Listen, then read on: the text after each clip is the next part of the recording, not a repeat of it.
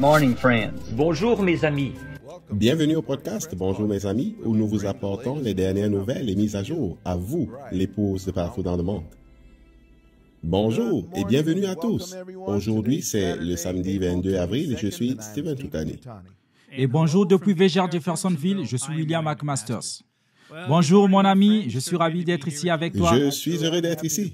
Je ne sais pas combien de temps nous allons rester ici, mais je suis heureux que son programme nous permette d'être ici en ce moment. Oh, amen.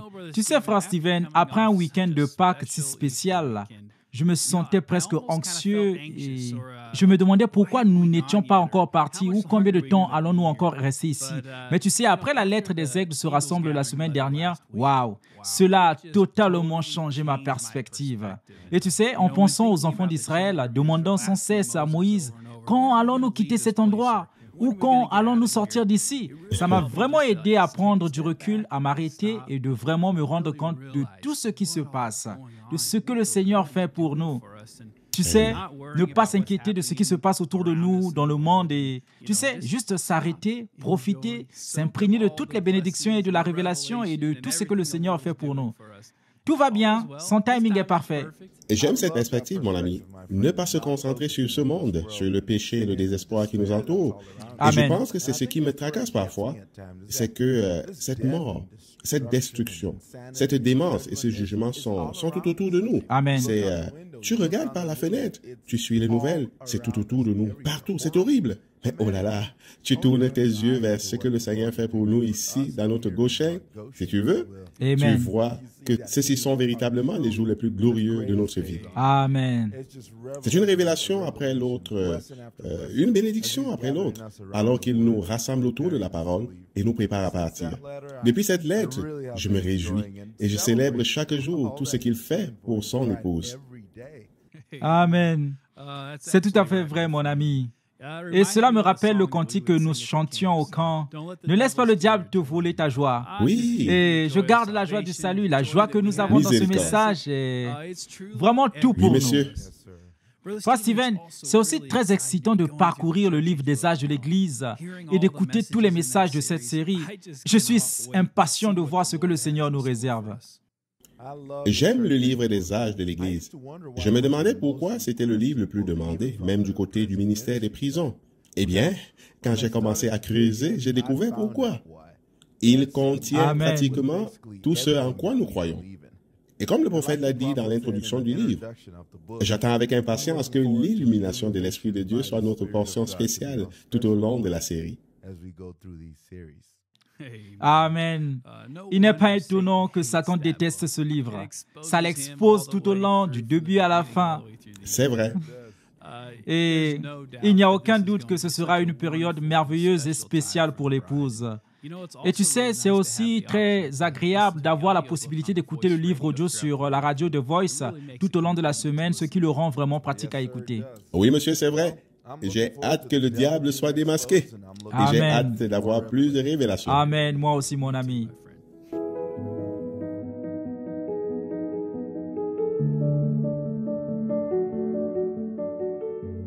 Nous avons des nouvelles décourageantes concernant notre frère Youssef Nadarkhani, qui est notre distributeur en Iran.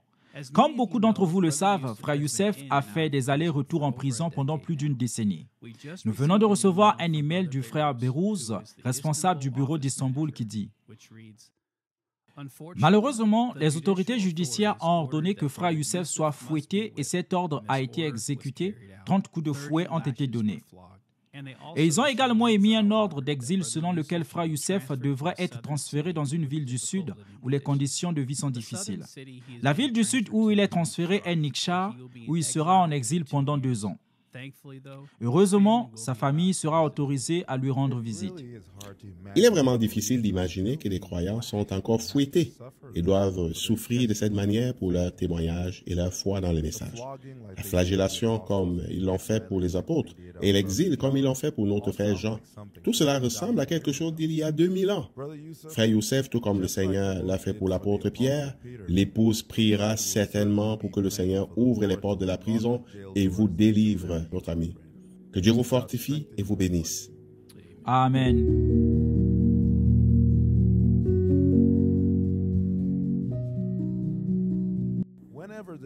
Chaque fois que le diable nous attaque, le prophète de Dieu nous apprend à le frapper avec la parole.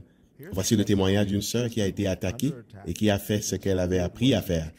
Elle s'est tournée vers la parole et a mis sa foi en action. Voici son témoignage.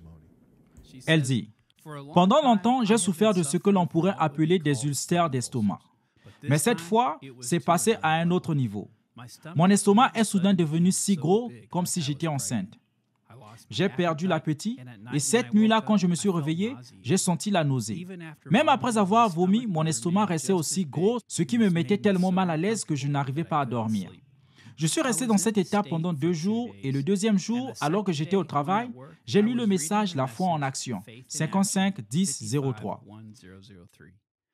Dans ce message, le prophète nous réconfortait et nous encourageait par sa parole. Écoutez ce qu'il disait. Et Jésus est venu et a dit, « Je serai ta boussole, je serai ton guide. Il est ressuscité des morts, ne vous inquiétez pas. Quand la vieillesse, ne vous inquiétez pas. Quand la maladie frappe, ne vous inquiétez pas. Je suis là. Ne t'effraie pas, car le Seigneur ton Dieu est avec toi où que tu ailles. » Amen. Quelques minutes plus tard, voici une autre citation. Et il sait tout de vous. Et il peut vous guérir, n'est-ce pas? Et vous rendre la santé. Bien sûr, il le peut. Il est aimable. Et c'est ce qui le rend si bon, c'est qu'il est Dieu et qu'il aime tout le monde. Amen. La situation continuait à s'aggraver. J'ai donc décidé d'écouter ce message le soir en rentrant à la maison. Mon mari était en voyage, alors les enfants et moi nous sommes réunis pour écouter la bande ce soir-là. Tout en écoutant le message, je méditais sur ces citations et sur le fait que Jésus sait tout de moi. Juste avant la clôture, je l'ai entendu dire ceci alors qu'il priait pour une sœur. Si c'est ce que vous demandiez à Dieu, tenez-vous debout. Maintenant, vous savez quoi? Ce problème d'estomac que vous aviez est guéri. Maintenant, vous pouvez manger tout ce que vous voulez. Que Dieu vous bénisse. Amen. Oh Seigneur, wow! Notre sœur dit, quand j'ai entendu cela, j'ai dit Amen. J'ai accepté ma guérison et j'ai commencé à remercier Dieu pour cela. Puis tout à coup, j'ai commencé à sentir des mouvements dans mon estomac d'une manière très étrange. Il se passait quelque chose là-dedans. J'ai commencé à éructer, puis mon estomac a commencé à rétrécir jusqu'à ce qu'il retrouve sa taille normale. J'ai aussi commencé à avoir très faim. Après le service, j'ai mangé 2 assiettes de riz parce qu'une assiette ne suffisait pas. À partir de ce jour-là, j'ai dormi très confortablement. Les ulcères d'estomac se sont arrêtés là. Les aliments que je ne pouvais pas manger, comme les haricots, je les mange maintenant sans aucune crainte. Je loue le Seigneur pour ce qu'il a fait pour moi et je m'attends à recevoir encore plus. Que Dieu vous bénisse, une sœur du Kilimanjaro en Tanzanie. Bonjour et bienvenue dans cette nouvelle rubrique des astuces de pro. Si vous écoutez un sermon sur la radio The Voice et que vous souhaitez le suivre et le surligner et ajouter des notes au texte, vous pouvez utiliser l'option « Continuer dans la table ». En sélectionnant cette option, l'application La Table reprendra la lecture du sermon et avancera automatiquement à l'endroit actuel du texte si le mode « Lire en même temps » est activé dans l'application La Table. Si cette option n'est pas activée, l'application s'ouvrira au début du sermon tout en continuant à lire l'audio. Mais vous devriez alors faire défiler manuellement le texte pour trouver l'endroit. Voici la marche à suivre. La première étape, sélectionnez le bouton de menu en bas de l'écran. Deuxièmement, appuyez sur le bouton « Continuer » dans l'application La Table pour ouvrir l'application La Table. Grâce à ces étapes simples, vous pouvez suivre dans l'application La Table le texte du sermon que vous écoutez sur la radio The Voice.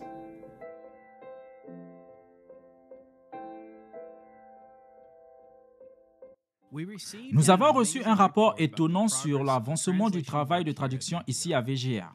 Comme la plupart d'entre vous le savent déjà, le système de traduction Omega a révolutionné le travail de traduction du message. Année après année, nous voyons le Seigneur élever le niveau avec plus de moyens pour faire parvenir plus de messages entre les mains de son épouse. Au cours du premier trimestre de 2023, nous avons battu un nouveau record de traduction de messages à un niveau que nous n'aurions jamais cru possible. Avant la sortie d'Omega en 2018, nous pensions avoir déjà atteint un niveau inatteignable de 717 nouvelles traductions de textes. Ces chiffres ont augmenté de plus de 25% la première année où Omega a été mise à la disposition des traducteurs. Et l'année dernière, ce chiffre a complètement explosé avec 1652 nouvelles traductions de textes. Cette année, l'équipe de traduction a déjà réalisé 616 nouvelles traductions en seulement 3 mois, soit presque autant en un trimestre qu'en une année entière il y a seulement 5 ans. Avec cette ressource et une équipe de traducteurs VGR très dévoués, nous sommes en route pour achever plus de 2000 traductions au cours de cette seule année. Les prophéties s'accomplissant rapidement, alors que Dieu fait son œuvre rapide pour préparer son épouse. Pour en venir aux enregistrements eux-mêmes, après avoir passé les derniers mois à apprendre les tenants et les aboutissants du programme Omega Studio, les traducteurs de VGR ont également accéléré leur production d'enregistrements de haute qualité en utilisant le nouveau système Omega Studio. À la fin du premier trimestre de l'année, un total stupéfiant de 424 sermons en 43 langues ont été enregistrés en l'espace de 3 mois seulement. Pour mettre cela en perspective, il a fallu attendre 2015 pour que VGR enregistre autant de sermons en une année entière. Il nous a fallu près de 40 ans pour atteindre ce niveau. Et maintenant, le Seigneur nous a fourni un moyen de faire tous ces enregistrements en seulement 3 mois. Il n'est certainement pas difficile de voir que le Seigneur a sa main puissante sur ce grand travail. Amen. Oh, c'est tellement impressionnant de voir la progression de ces chiffres au fil des ans et surtout ces dernières années. Combien le nom Omega convient parfaitement à ce programme. Il signifie la fin, le dernier d'une série, le développement final. Il ne fait aucun doute que nous sommes à la fin. Et ce système Omega fournit à l'épouse le message du temps de la fin avec une vitesse dépassant le mur du sang.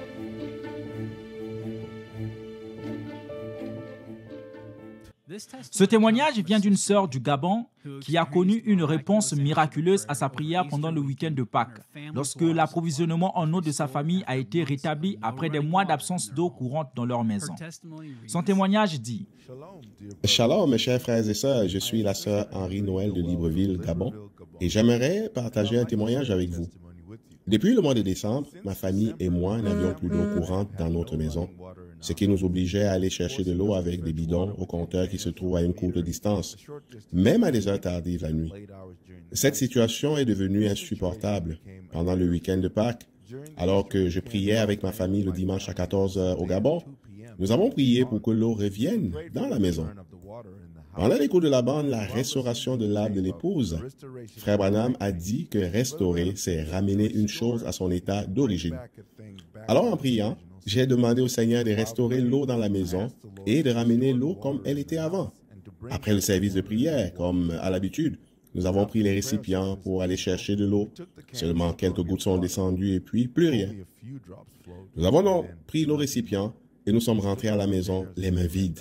Pour nous, c'était une situation habituelle, alors nous avons décidé d'aller nous coucher. Plus tard dans la nuit, ma fille m'a réveillé en s'exclamant que l'eau coulait là, dans la maison. Je me suis écrié « Oh, merci Seigneur !» le remerciant pour son intervention. L'eau est revenue dans la maison cette nuit-là et nous avons rempli nos récipients. Nous sommes reconnaissants d'avoir été témoins de la puissance de Dieu et d'avoir répondu à notre prière. Et nous louons son nom. Que son nom soit béni à jamais. Votre sœur dans le Seigneur.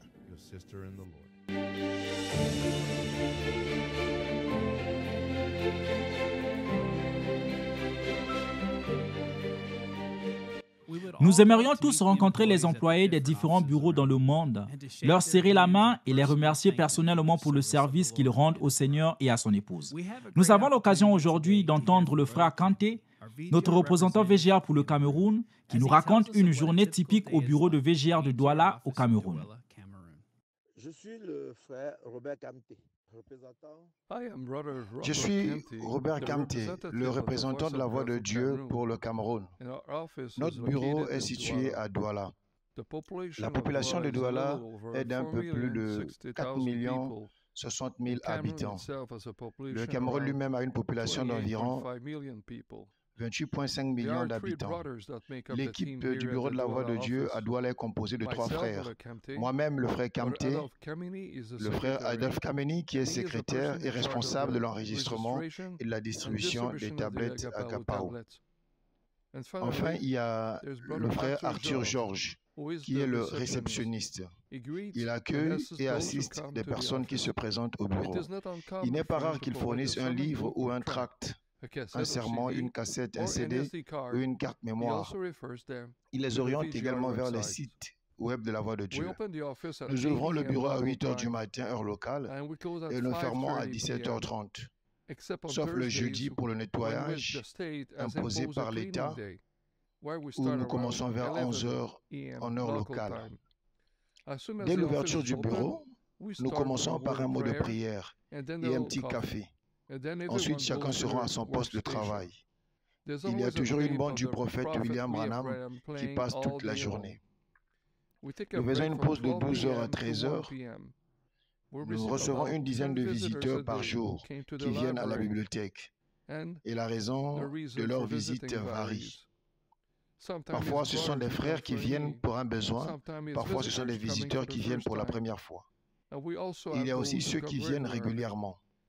Il y a aussi des non-croyants qui viennent à la bibliothèque par curiosité, pour regarder et nous poser des questions sur ce que nous faisons. Parfois, ce sont les autorités qui viennent vérifier si nous sommes un magasin de vente afin de nous faire payer des impôts. Bien sûr, une fois à l'intérieur, ils sont étonnés de voir qu'il ne s'agit pas d'un magasin, mais plutôt d'un centre de distribution gratuite de livres et de bandes. De nombreux frères et sœurs viennent au bureau pour savoir quand nous distribuerons des livres dans leur localité, afin de recevoir une tablette Agapao.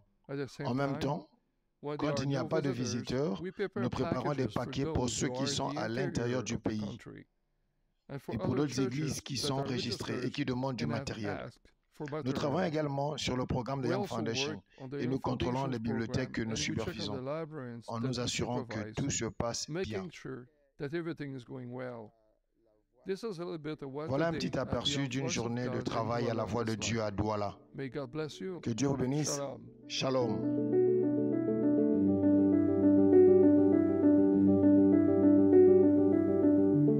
La traduction des messages du prophète représente une grande partie de notre travail ici à la VGR.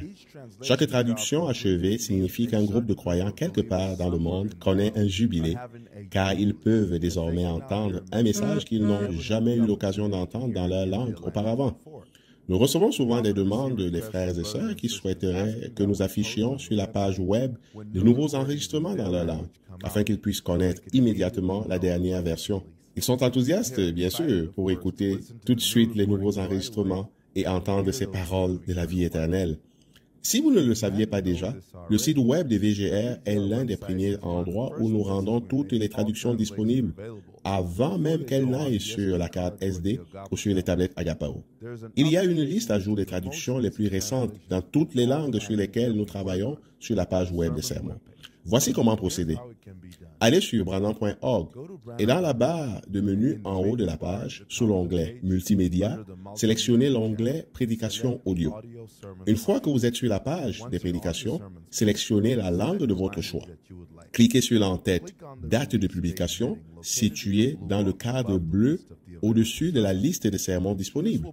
Les sermons traduits seront alors classés par ordre chronologique en fonction de la date de publication de chacun d'entre eux. Nous savons que ce sera une bénédiction pour de nombreux croyants.